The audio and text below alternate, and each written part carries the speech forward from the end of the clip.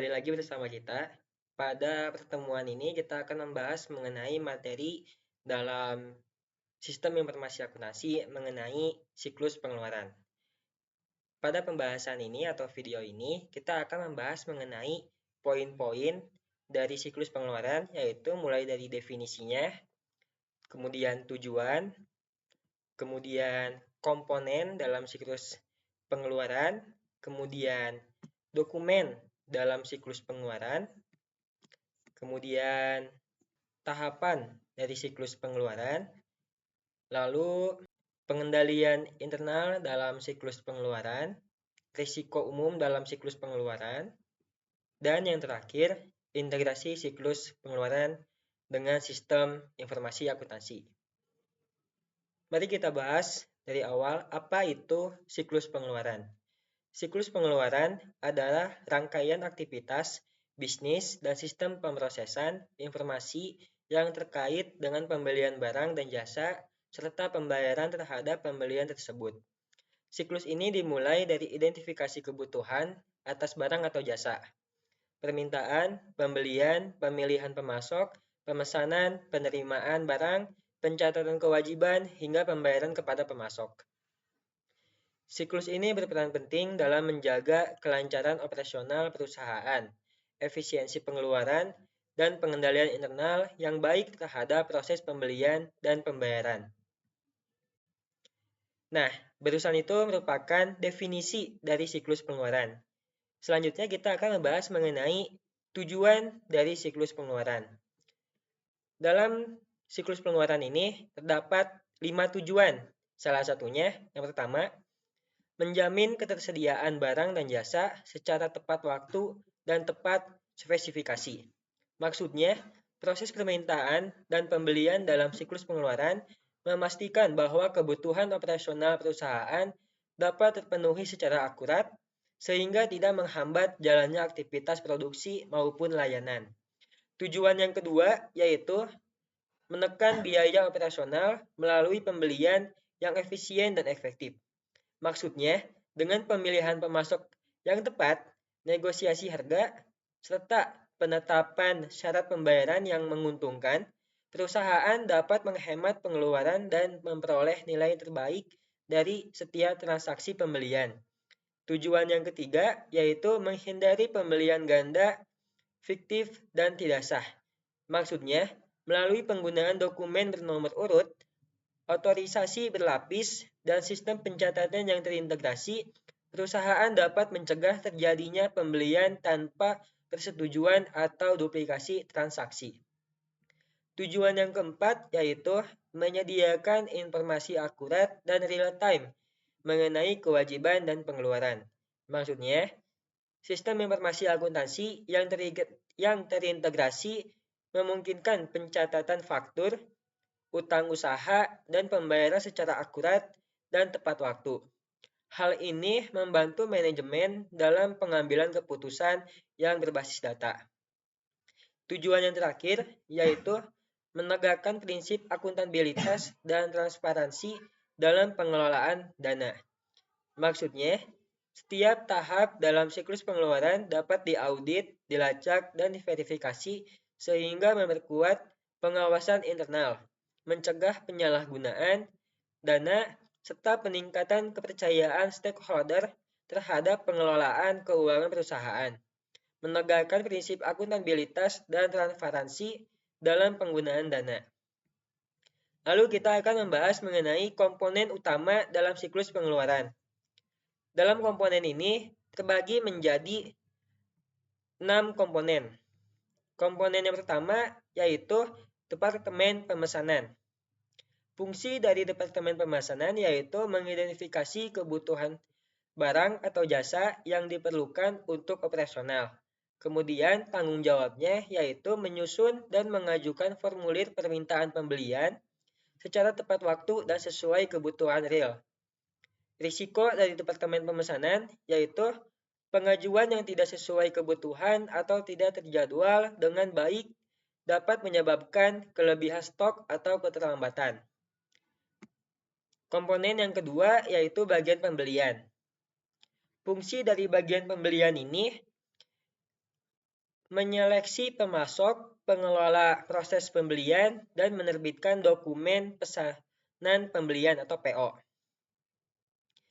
Aktivitas penting dalam bagian pembelian ini, yang pertama yaitu memverifikasi permintaan pembelian, kedua menilai kredibilitas pemasok, dan yang ketiga yaitu negosiasi harga dan syarat pembelian. Lalu resiko dalam bagian pembelian ini, pemilihan pemasok yang tidak kredibel dapat menimbulkan masalah kualitas atau keterlambatan. Komponen yang ketiga yaitu bagian penerimaan barang. Fungsi dari bagian penerimaan barang ini untuk memastikan bahwa barang atau jasa yang diterima sesuai dengan spesifikasi dan jumlah yang dipesan. Tugas dari bagian penerimaan barang ini yang pertama, menerima pengiriman dari pemasok, kedua, memeriksa kesesuaian fisik barang dengan PO dan packing list, ketiga, membuat laporan penerimaan barang. Risiko dari bagian penerimaan barang ini yaitu barang diterima dalam kondisi rusak atau tidak sesuai namun tetap diterima tanpa pencatatan yang benar. Lalu komponen yang keempat yaitu bagian gudang. Fungsinya yaitu menyimpan barang dengan aman dan mendistribusikannya ke departemen terkait. Tugas dari bagian gudang ini pertama menerima barang dari bagian penerimaan, kedua melakukan pencatatan stok, dan yang ketiga menyediakan laporan mutasi barang. Untuk resikonya, kehilangan stok, pencurian, atau kesalahan pencatatan inventaris. Komponen yang kelima yaitu bagian akuntansi atau hutang usaha. Fungsi dari bagian yang kelima ini yaitu bagian akuntansi mencatat dan mengelola utang perusahaan terhadap pemasok. Aktivitas utamanya yaitu pertama verifikasi 3 komponen yaitu PO, receiving report, dan invoice. Yang kedua dari aktivitas utamanya melakukan pencatatan kewajiban dan alokasi biaya. Kemudian aktivitas yang terakhir menyusun voucher pengeluaran untuk otorisasi pembayaran. Lalu untuk resikonya, pembayaran ganda, kesalahan pencatatan, atau verifikasi dokumen yang tidak teliti. Komponen terakhir atau yang keenam yaitu bagian keuangan.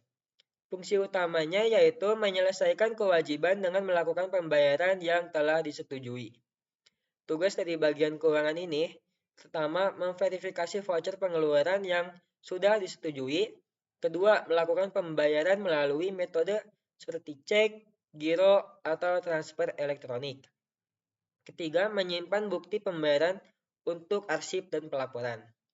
Risiko dari bagian keuangan ini yaitu kesalahan transfer, pembayaran tanpa otorisasi, atau kehilangan dokumen pendukung. Dokumen dalam siklus pengeluaran. Formulir permintaan pembelian dibuat oleh bagian pengguna user departemen. Fungsi menyampaikan kebutuhan pembelian kepada bagian pembelian. Isi dokumen: nama barang, jasa, kuantitas, spesifikasi, teknis, alasan kebutuhan, tanggal diperlukan, otorisasi atasan. Pengendalian harus memiliki nomor urut dan tanda tangan persetujuan. Pesanan pembelian dibuat oleh bagian pembelian. Fungsi instruksi resmi kepada pemasok untuk menyediakan barang atau jasa sesuai syarat. Isi dokumen: nomor PO, nama pemasok, barang atau jasa dipesan, harga satuan, total harga, tanggal pengiriman, syarat pembayaran. Salinan PO dikirim ke pemasok, bagian penerimaan, bagian gudang, dan bagian akuntansi. Surat jalan atau packing slip dibuat oleh pemasok. Fungsi dokumen pengiriman yang mencantumkan barang yang dikirim. Isi dokumen: nomor pengiriman, daftar barang, kuantitas, dan informasi pengiriman. Digunakan oleh bagian penerimaan untuk mencocokkan barang yang datang. Laporan penerimaan barang dibuat oleh bagian penerimaan barang. Fungsinya mencatat hasil pemeriksaan barang yang diterima. Isi dokumen: tanggal terima, deskripsi barang, jumlah diterima, kondisi barang, referensi PO, dan tanda tangan petugas. Penting untuk verifikasi invoice dan pencatatan persediaan. Faktur dari pemasok dibuat oleh pemasok. Fungsinya menagih pembayaran atas barang dan jasa yang dikirim. Isi dokumen, nomor faktur, tanggal, daftar barang atau jasa, harga, pajak, total tagihan, dan syarat pembayaran. Digunakan oleh bagian akuntansi untuk proses pencatatan utang. Voucher pengeluaran dibuat oleh bagian akuntansi. Fungsinya alat otorisasi internal sebagai pembayaran dilakukan. Isi dokumen, referensi ke faktur, PO, receiving report, jumlah yang disetujui, dan tanda tangan otorisasi. Wajib diverifikasi sebelum diteruskan ke bagian keuangan. Bukti pembayaran dibuat oleh bagian keuangan. Fungsinya bukti aktual bahwa pembayaran kepada pemasok telah dilakukan. Bentuk slip transfer, bank, fotokopi, cek, atau bukti kas keluar. Disimpan sebagai arsip pembayaran dan pelapor keuangan. Tahapan siklus pengeluaran. Identifikasi kebutuhan dan permintaan pembelian. Pemicu bagian operasional atau pengguna mendeteksi adanya kebutuhan barang atau jasa. Aktivitas utamanya pengisian formulir, proses requisition, penjelasan tujuan penggunaan barang atau jasa, penjadwalan waktu kebutuhan. Dokumen yang dihasilkan, formulir permintaan pembelian, kontrol internal persetujuan oleh kepada bagian atau supervisor. Evaluasi permintaan dan penerbitan purchase order. Pelaksanaan bagian pembelian. Aktivitas utama memeriksa kelayakan permintaan, memilih pemasok berdasarkan harga, kualitas, dan reputasi, melakukan negosiasi dan penerbitan dan distribusi PO ke pihak terkait. Dokumen yang dihasilkan, purchase order, kontrol internal, PO harus ditandatangani oleh pejabat otoritas dan dicatat secara sistematis. Penerimaan dan pemeriksaan barang atau jasa, pelaksanaan, bagian penerimaan dan gudang. Aktivitas utama, penerimaan barang dari pemasok disertai packing slip, pemeriksaan jumlah, spesifikasi dan kondisi barang, pembuatan receiving report, dokumen yang digunakan packing slip, purchase order, dokumen yang dihasilkan receiving report, kontrol internal, barang tidak boleh langsung diserahkan ke pengguna tanpa pemeriksaan. Verifikasi faktur dan pencatatan kewajiban. Pelaksanaan bagian akuntansi utang usaha. Aktivitas utamanya menerima faktur dari pemasok, melakukan 3Y making, mencatat kewajiban dalam sistem akuntansi. Dokumen yang digunakan invoice, PO, receiving report, dokumen yang dihasilkan jurnal utang usaha, kontrol internal. Faktur yang tidak sesuai tidak boleh diproses lebih lanjut. Persiapan dan pelaksanaan pembayaran. Pelaksanaan bagian akuntansi dan keuangan.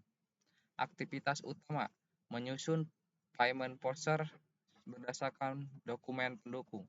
Melakukan otorisasi pembayaran oleh pejabat berwenang. Melakukan pembayaran kepada pemasok. Mencatat transaksi sebagai pelunas utang. Dokumen yang digunakan, payment voucher, invoice, bukti pembayaran. Dokumen yang dihasilkan, slip transfer, cek, bukti kas keluar. Kontrol internal, pembayaran hanya boleh dilakukan jika seluruh dokumen telah divalidasi dan disetujui. Bagian akuntansi menyiapkan dokumen voucher pembayaran, disetujui oleh pejabat berwenang. Pembayaran dilakukan oleh bagian keuangan melalui metode yang disepakati, transfer bank, cek, dan giro. Dicatat sebagai pengeluaran dan pelunasan utang. Pengendalian internal dalam siklus pengeluaran. 1. Pemisahan fungsi, tugas dibagi antara bagian pemesanan, pembelian, penerimaan, pencatatan, dan pembayaran. 2. Otorisasi berlapis. Setiap tahap pembelian dan pembayaran harus memiliki otorisasi dari pihak yang berwenang. 3. Penggunaan dokumen bernomor urut dan tersentralisasi untuk mencegah kehilangan dan atau manipulasi. 4. Three-way matching. Cocokan antara PO, receiving report, dan invoice sebelum pencatatan dan pembayaran. 5. Audit internal berkala untuk mendeteksi kecurangan dan kesalahan. 6. Sistem ERP mengintegrasikan proses secara real-time, meningkatkan efisiensi dan keamanan. Risiko umum dan siklus pengeluaran, yaitu pemesanan barang atau jasa yang tidak diperlukan. 2. Barang diterima dalam kondisi rusak atau tidak sesuai spesifikasi. 3. Pembayaran ganda karena pencatatan yang tidak akurat. 4. Penipuan atau kolusi dengan pemasok. 5. Keterlambatan pembayaran yang mengakibatkan denda atau hilangnya diskon. Integrasi siklus pengeluaran dengan sistem informasi akuntansi SIA. SIA memungkinkan otomatisasi dan integrasi data antar proses. Yang pertama, modul pembelian menangani permintaan pembelian hingga penerbitan PO. Yang kedua, modul penerimaan barang mendokumentasikan dan memverifikasi penerimaan barang. 3. Modul hutang usaha, yaitu mencatat dan memproses faktur dan pemasok. Yang keempat, modul keuangan menangani pembayaran dan pelaporan pengeluaran. SIA modern seperti SAP, Oracle, dan Microsoft Dynamics juga mendukung real-time tracking, approval workflow, elektronik data interchange, EDA dengan pemasok.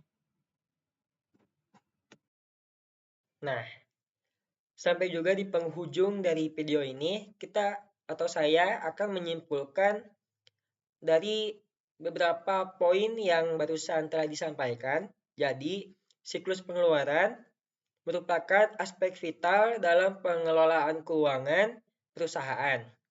Proses ini mengatur alur permintaan hingga pembayaran atas barang dan jasa yang diperlukan untuk operasional perusahaan. Sistem dokumentasi yang baik, pengendalian internal yang ketat, serta penerapan teknologi informasi seperti ERP akan meningkatkan efisiensi, transparansi, dan akuntabilitas dalam siklus pengeluaran di sebuah perusahaan. Sekian, terima kasih. Jangan lupa untuk like dan komen, dan bye. See you di next video.